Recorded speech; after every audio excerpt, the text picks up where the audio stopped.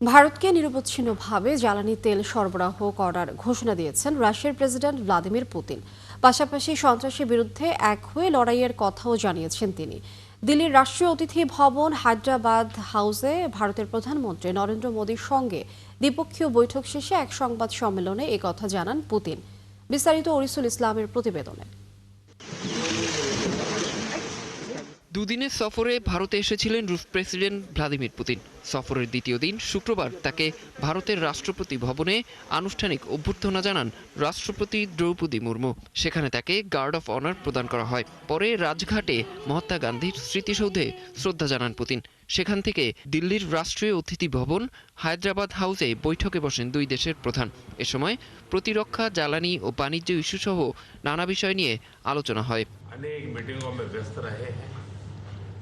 বৈঠক শেষে সংবাদ সম্মেলন করেন তারা। এ সময় ভ্লাদিমির পুতিন বলেন, ভারতের জ্বালানি খাতের উন্নয়নের জন্য প্রয়োজনীয় সবকিছু করতে প্রস্তুত তিনি। রাশিয়ার তেল আমদানি বন্ধ করার জন্য মার্কিন চাপ থাকলেও ভারতের নিরবিচ্ছিন্ন জ্বালানি সরবরাহ করবে তার দেশ। পাশাপাশি সন্ত্রাস দমনে কাঁধে কাঁধ মিলিয়ে কাজ করার প্রতিশ্রুতি দেন রুশ প্রেসিডেন্ট। বৈশ্বিক ও আঞ্চলিক ইস্যুতে দুই দেশের অবস্থান একই। ভারতের জ্বালানি সরবরাহের জন্য একটি নির্ভরযোগ্য সরবরাহকারী রাশিয়া। মার্কিন চাপ থাকলেও তা উপেক্ষা করে ভারতের নিরবচ্ছিন্ন জ্বালানি সরবরাহ করবে রাশিয়া। সংবাদ সম্মেলনে পুতিনকে পরম বন্ধু উল্লেখ করে নরেন্দ্র মোদী ভারতের প্রতি অবিচল অঙ্গীকারের জন্য তাকে ধন্যবাদ জানান। বলেন, ভারত ও রাশিয়া অংশীদারিত্বের একটি শক্তিশালী ও গুরুত্বপূর্ণ স্তম্ভ। এ সময় রাশিয়া ইউক্রেন দ্রুত শান্তির পথে হাঁটবে বলে আশা প্রকাশ করেন মোদী। 2030 तक के लिए 2030 সাল পর্যন্ত আমরা একটি অর্থনৈতিক সহযোগিতা কর্মসূচিতে সম্মত হয়েছে। জ্বালানি নিরাপত্তায় ভারত রাশিয়া অংশীদারিত্বের একটি শক্তিশালী ও গুরুত্বপূর্ণ স্তম্ভ। একসঙ্গে আমরা শান্তির পথে এগিয়ে যাব। और सस्टेनेबल बनने का और सहयोग के क्षेत्रों में नए आयाम भी जुड़ेंगे। সফর শেষে শুক্রবার রাতে ভারত ত্যাগ করেন রুশ প্রেসিডেন্ট ভ্লাদিমির পুতিন। অরিসুল ইসলাম, ৭১।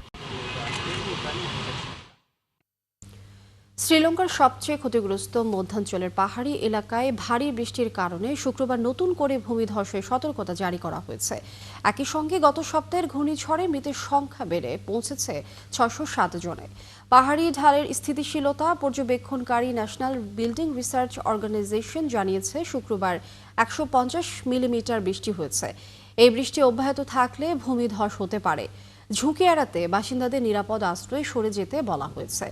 এদিকে গত সপ্তাহের প্রাকৃতিক দুর্যোগের কারণে দেশটিতে ১৫ লাখের বেশি মানুষ বাস্তুচ্যুত হয়েছেন। দেশটি দুর্যোগ ব্যবস্থাপনা কেন্দ্রে তথ্য অনুযায়ী মৃত্যু ছাড়িয়েছে ৬০৭ জনে। এখনও নিখোঁজ ২ শতাধিক মানুষ।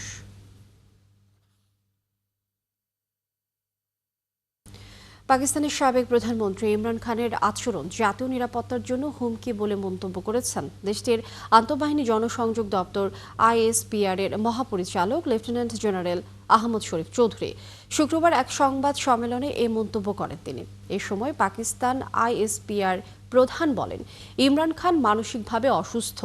সম্প্রতি তার সেনা বিরোধী বক্তব্য ছড়িয়ে দেওয়া হয়েছে, যা বিভ্রান্তিকর। তবে পাকিস্তানের সেনাবাহিনী ও জনগণের মধ্যে বিভাজন তৈরির চেষ্টা হলে তা সহ্য করা হবে না বলেও হুঁশিয়ারি করেন তিনি। সাবেক প্রধানমন্ত্রী ইমরান খান ২০২৩ সালের আগস্ট থেকে কারাবন্দী। গত বুধবার একটি এক্স পোস্টে ইমরান বলেন, প্রতিরক্ষা বাহিনীর প্রধান আসিম মুনিরের নীতি পাকিস্তানের জন্য বিপর্যকর। এমন মন্তব্যের পরই সংবাদ সম্মেলন করেন পাকিস্তান ISPR এর ডিজি।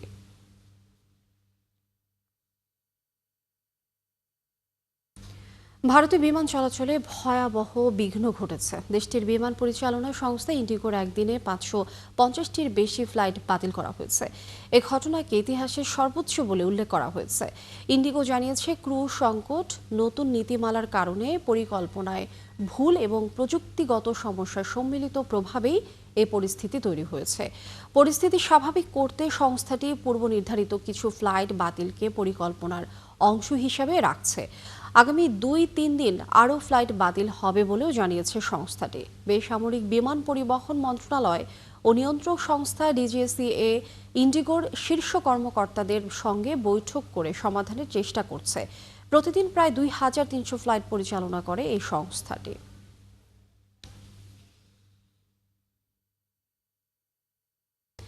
চীন সামরিক অভিযান পরিচালনার জন্য হলুদ সাগর থেকে দক্ষিণ চীন সাগর পর্যন্ত কয়েক শত কিলোমিটার জুড়ে যুদ্ধ জাহাজ মোতায়েন করেছে বলে দাবি করেছে তাইওয়ান। শুক্রবার দেশটির প্রেসিডেন্সিয়াল অফিসের মুখপাত্র কারেন কুও সাংবাদিকদের বলেন, তাইওয়ানের প্রতিরক্ষা মন্ত্রণালয় এবং অন্যান্য নিরাপত্তা সংস্থা চীনের কার্যক্রম পর্যবেক্ষণ করছে এবং পরিস্থিতি সম্পর্কে তাদের সম্পূর্ণ ধারণা রয়েছে। কুও বলেন, এই অভিযান শুধু তাইওয়ান প্রণালীতেই সীমাবদ্ধ ছিল না, বরং দক্ষিণ হলুদ সাগর থেকে বিতর্কিত দিয়াউই ও দ্বীপপুঞ্জের কাছে পূর্ব চীন সাগর হয়ে দক্ষিণ চীন সাগর এবং এমনকি পশ্চিম প্রশান্ত মহাসাগর পর্যন্ত বিস্তৃত ছিল। তিনি বলেন, এটি সত্যি ইন্দো প্যাসিফিক এবং পুরো অঞ্চলের জন্য হুমকি ও প্রভাব তৈরি করছে। এদিকে চীন তাইওয়ান দখলে বল প্রয়োগের সম্ভাবনা নাকচ করেনি এবং একই সঙ্গে দক্ষিণ চীন সাগরের প্রায় পুরো অংশের উপর বিতর্কিতভাবে দাবি জানিয়ে আসছে। গাজায় মানবিক সংকট লাঘব এবং পুনর্গঠন কার্যক্রমে সহায়তার জন্য চীন ফিলিস্তিনি কর্তৃপক্ষকে $10 কোটি মানবিক সহায়তা দেওয়ার ঘোষণা দিয়েছে। বৃহস্পতিবার এ তথ্য জানায় ফিলিস্তিনি কর্তৃপক্ষ। এই ঘোষণা বেইজিংয়ে ফ্রান্সের প্রেসিডেন্ট এমানুয়েল মাখোঁর সঙ্গে এক যৌথ সংবাদ সম্মেলনে দেওয়া হয়। ঘোষণার পর ফিলিস্তিনি প্রেসিডেন্ট মাহমুদ আব্বাস চীনের প্রেসিডেন্ট শি জিনপিংকে কৃতজ্ঞতা জানিয়ে একটি চিঠি পাঠান। চীনের রাষ্ট্রীয় বার্তা সংস্থা সিনহুয়ার প্রতিবেদনে বলা হয়েছে, প্রেসিডেন্ট শি বলেছেন, ফিলিস্তিনি সমস্যার একটি পূর্ণাঙ্গ, ন্যায্য ও স্থায়ী সমাধান দ্রুত এগিয়ে নিতে চীন ফ্রান্সের সঙ্গে কাজ করবে। তিনি বৈশ্বিক পরিবর্তনের মধ্যেও দুই দেশের কৌশলগত দৃষ্টিভঙ্গি, পারস্পরিক সমর্থন এবং দ্বিপক্ষীয় সম্পর্কের রাজনৈতিক ভিত্তি বজায় রাখার গুরুত্বের উপর জোর দেন।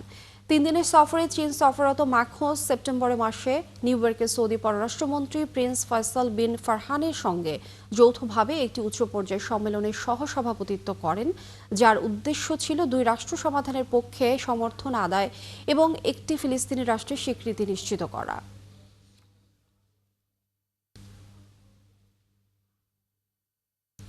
লেবানন আর ইসরায়েলের সঙ্গে যুদ্ধ চায় না বলে জানিয়েছেন লেবাননের প্রেসিডেন্ট জোসেফ আউন।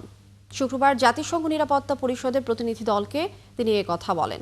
তিনি বলেন, লেবাননের জনগণ আর যুদ্ধ চায় না, তার যথেষ্ট কষ্ট পেয়েছে। লেবানন ও ইসরায়েলের বেসামরিক প্রতিনিধিরা প্রথমবার বৈঠকে বসার কয়েকদিন পরই আউন এ কথা বললেন। তিনি জাতিসংঘের প্রতিনিধি দলের কাছে লেবাননের সেনাবাহিনীকে রাষ্ট্র বহির্ভূত সশস্ত্র গোষ্ঠী নিরস্ত্রীকরণে সহায়তা দেওয়ার আহ্বান জানান। সরকার অনুমোদিত পরিকল্পনার প্রথম ধাপ চলতি বছরের শেষ নাগাদ শেষ হবে বলে আশা প্রকাশ করেন তিনি। আউন বলেন, লেবাননের সেনাবাহিনী নিজের পূর্ণ ভূমিকা পালন করবে। আন্তর্জাতিক সম্প্রদায়কে এর পাশে দাঁড়াতে হবে। 2024 সালের নভেম্বরে ইসরায়েল হিজবুল্লাহর মধ্যে যে যুদ্ধবিরতি হয়েছিল তা সত্ত্বেও ইসরায়েল দক্ষিণ লেবাননের 5টি কৌশলগত এলাকায় সেনা মোতায়েন এবং হামলা অব্যাহত রেখেছে।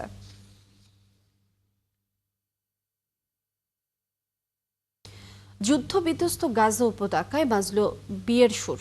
মুহূর্তের জন্য ধ্বংসস্তূপে শোনা গেল নতুন জীবনের ধ্বনি। গাজা একযোগে অনুষ্ঠিত হলো 54 দম্পতির গণবিবাহ।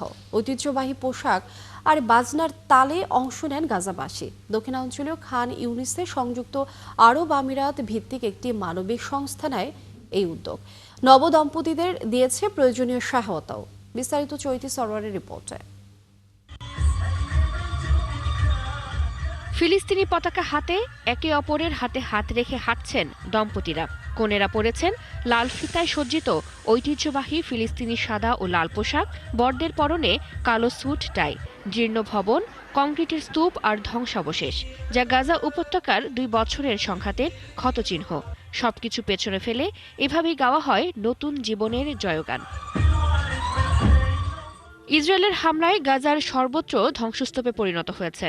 তার উপরে লাল গালিচা বিছিয়ে বানানো হয় অস্থায়ী মঞ্চ। বাদ্যের তালে তালে পা মিলিয়ে একে একে মঞ্চে ওঠেন হবু দম্পতিরা।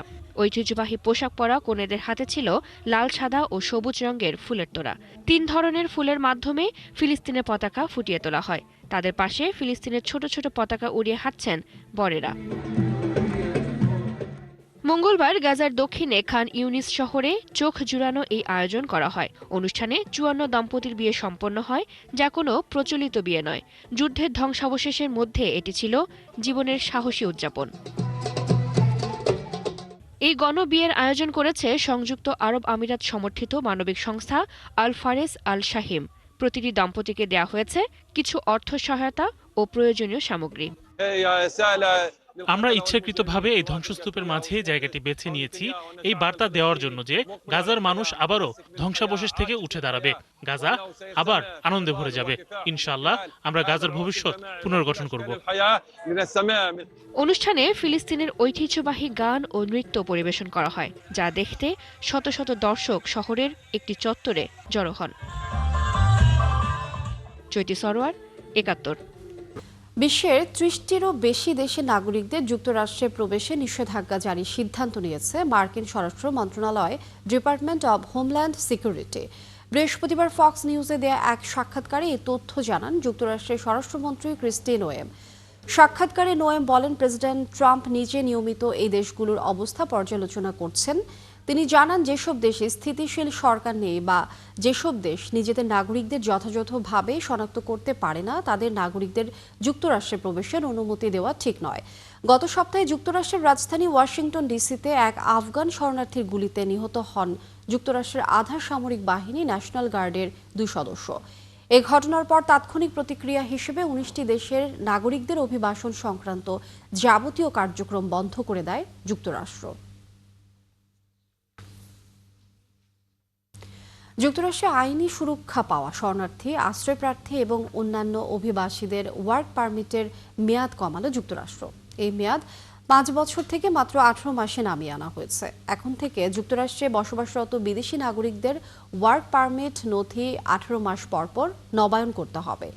স্থানীয় সময় বৃহস্পতিবার এক বিজ্ঞপ্তিতে বিষয়টি নিশ্চিত করে মার্কিন নাগরিকত্ব অভিবাসন পরিষেবা USCIS সংস্থাটি জানিয়েছে, এর ফলে জালিয়াতি পরিচয় সংক্রান্ত ঝুঁকি কমাবে। গত 26 নভেম্বর ওয়াশিংটন ডিসিতে ন্যাশনাল সদস্যদের উপর গুলি চালানোর পর অভিবাসন নীতিতে নতুন করে কড়াকড়ি আরোপ করে ট্রাম্প প্রশাসন। এরই মধ্যে USCIS এর তত্ত্বাবধানে থাকা সব আশ্রয়ের আবেদন স্থগিত করে দেশটি। যুক্তরাষ্ট্রের সুপ্রিম কোর্ট দেশটিতে জন্মসূত্রে নাগরিকত্ব সীমিত করার জন্য প্রেসিডেন্ট ডোনাল্ড ট্রাম্পের নির্দেশের বৈধতা নির্ধারণে সম্মত হয়েছে।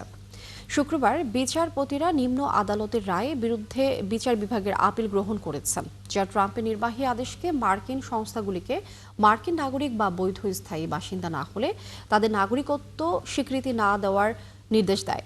বিচারপতিরা যুক্তি শুনবেন এবং জুনের শেষের দিকে রায় দেবেন বলে আশা করা হচ্ছে, যদিও যুক্তির জন্য কোনো তারিখ নির্ধারণ করা হয়নি। এর আগে নিম্ন আদালত রায় দিয়েছিল ট্রাম্পের নীতি মার্কিন সংবিধানের 14তম সংশোধনী এবং জন্মসূত্রে নাগরিকত্বের অধিকারকে সংহত করে এমন একটি ফেডারেল আইন লঙ্ঘন করেছে। ট্রাম্প তার দ্বিতীয় মেয়াদে বৈধ অবৈধ অভিবাসন দমনের জন্য যে পদক্ষেপ নিয়েছিলেন তার অংশ হিসেবে 20 জানুয়ারি ক্ষমতা গ্রহণের প্রথম দিনে এ আদেশে স্বাক্ষর করেন।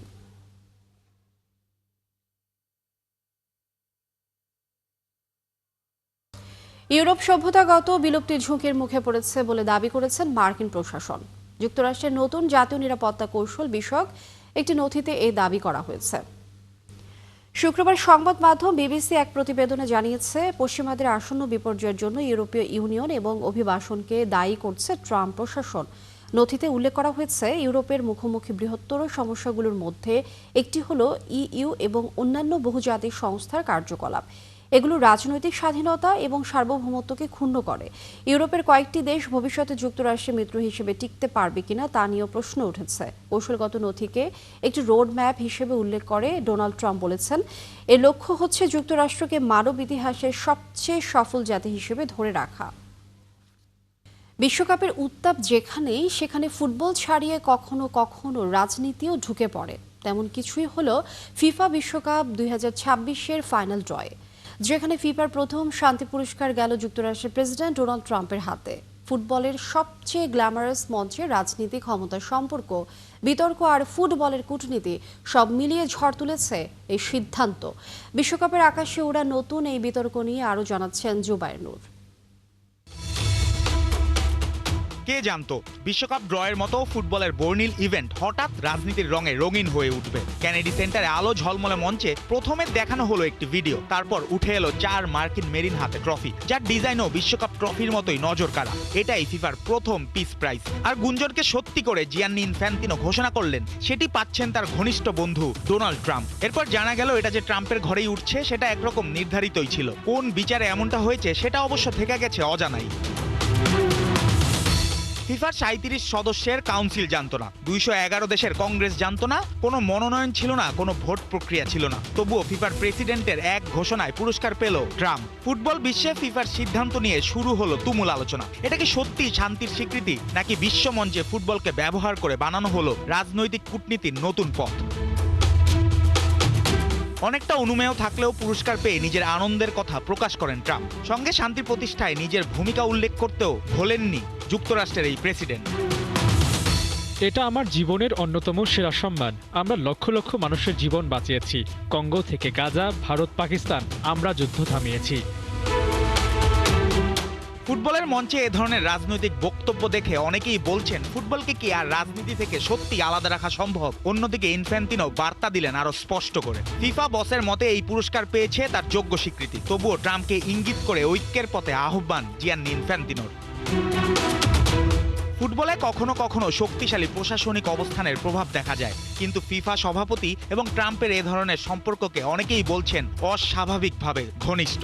বিতর্ক আরও ঘনীভূত হয় এই কারণে, ট্রাম্প দীর্ঘদিন ধরেই নোবেল শান্তি পুরস্কার পাওয়ার ব্যাপারে প্রকাশ্যে আগ্রহী, এমনকি প্রচারণা মুখরও। অথচ এবারে নোবেল শান্তি পুরস্কারের স্বীকৃতি গেছে অন্যদিকে। ফলে অনেকের চোখে ফিফার এই নতুন পুরস্কার যেন এক ধরনের কনসোলেশন, বিশ্বমঞ্চে আরেকটি টাইটেল, আরেকটি ট্রফি। বিশেষজ্ঞদের মতে ফিফার এই সিদ্ধান্ত ফুটবল দুনিয়ায় নতুন এক দৃষ্টান্ত। শান্তির নামে রাজনৈতিক প্রচার। প্রশ্ন উঠেছে, ফুটবল কি শান্তির বার্তা দেবে, নাকি রাজনৈতিক পক্ষপাতের প্ল্যাটফর্ম হবে? পুরস্কারের যোগ্যতা কি বাস্তব মূল্যায়নে, নাকি সম্পর্কের মাপে? বিশ্বকাপের মতো দ্য গ্রেটেস্ট শো অন আর্থে এ ধরনের সিদ্ধান্ত কি আঘাত করছে ফুটবলের মৌলিক চেতনাকে? বিশ্বকাপের আগে ফুটবলের মাঠে উত্তেজনা তো আছেই, তবে মাঠের বাইরে এখন সবচেয়ে বড় খবর ফিফার নতুন পিস প্রাইজ আর তার প্রথম প্রাপক ডোনাল্ড ট্রাম্প। প্রশ্ন একটাই, কোনটা জিতলো, ফুটবল নাকি কূটনীতি? আর সেই সাথে একটা প্রশ্নবোধক আঁকা থাকলো, এই পিস প্রাইজ ভবিষ্যৎ যে পাবে তাকে শান্তি প্রতিষ্ঠার কাজ কখন করতে হবে? পুরস্কার জেতার আগে না পরে? জুবায়ের নূর, ৭১। দর্শক, এই ছিল এখনকার আয়োজনে বিশ্বের আরো নতুন কিছু খবর ও বিশ্লেষণ নিয়ে দুপুর ১:৩০টায় আবারও হাজির হবে বিশ্বযোগ। চোখ রাখুন ৭১-এর ফেসবুক পেজে এবং সাবস্ক্রাইব করুন ৭১-এর ইউটিউব চ্যানেল। থাকুন ৭১-এর সাথে।